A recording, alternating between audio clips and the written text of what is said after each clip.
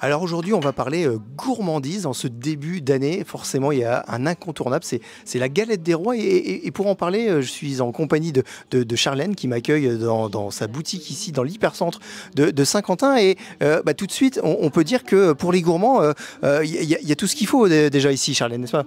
Oui, en effet, là c'est une adresse vraiment de gourmandise, pure et dure. Sucrerie pure et dure.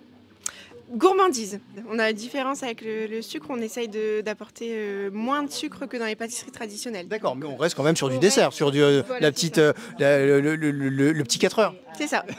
Alors, vous le voyez sur les images, là, on a de tout qui peut faire craquer n'importe quel gourmand ou même moins gourmand. Mais là, ce qui nous intéresse aujourd'hui, Charlène, on l'a dit en préambule, c'est la galette des rois. Exactement. On est en plein dans la période, on vient de passer l'épiphanie et ça se prolonge en général tout le mois de janvier. Ça marche bien, c'est toujours un best-seller, la galette?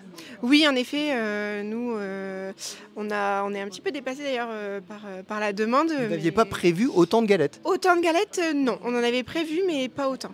C'est vrai. C'est un bon succès alors. Oui, c'est vrai. Alors comment vous l'expliquez? C'est un retour à la galette ou c'est parce que vous avez une galette extraordinaire? Je dirais un petit peu des deux.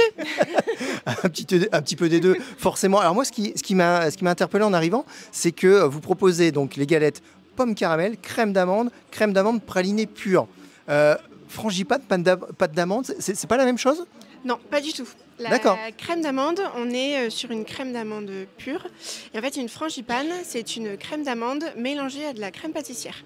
D'accord. Donc là, on est plus sur un goût prononcé d'amande. Voilà, on est sur de la gourmandise, de la vraie gourmandise. Là, On est sur en de la revient crème. toujours à la C'est ça, gourmandise. exactement. Alors, cette galette est préparée localement, hein, c'est artisanal. C'est vos équipes et vous-même qui mettez la main à la pâte parce que vous n'êtes pas pâtissière de formation, mais vous êtes une pâtissière de cœur. Exactement, je suis passionnée par la pâtisserie depuis toute petite. Effectivement, j'en ai pas fait mon métier jusqu'à maintenant. Jusqu'à maintenant, oui. Voilà, jusqu'à il y a 3 ans. Mais je suis vraiment ravie de faire ce métier-là aujourd'hui. Ça fait plaisir de voir les gens qui se régalent en venant chercher ce que vous avez préparé pour eux. Exactement, ouais, ça nous fait chaud au cœur. On a des retours tous les jours, autant en boutique que par message, que les gens sont vraiment adorables. Et c'est ça qui fait qu'on tient des grosses journées, parce que vous gérez la boutique avec votre maman, on peut le dire. Vous avez votre équipe de pâtissières, c'est énormément de responsabilités et on compte pas ses heures. Pas du tout. Ah non, là, c'est pas du tout un métier classique. Mais moi, j'aime le challenge, j'aime le défi, j'aime toucher à tout. Et là, c'est vrai que je peux faire tout ça. Je vais en pâtisserie, genre, je vais au laboratoire pâtisser, je viens en boutique au contact des clients, je vais aux fournisseurs, enfin voilà, je fais pas mal de choses et c'est ce qui me plaît. Alors justement, on va parler de tout ce qui est indispensable pour pour fabriquer vos pâtisseries, mais également la galette. Depuis tout à l'heure, on les voit, elles nous attendent ici. Une galette, c'est incontournable, c'est associé systématiquement à la fève.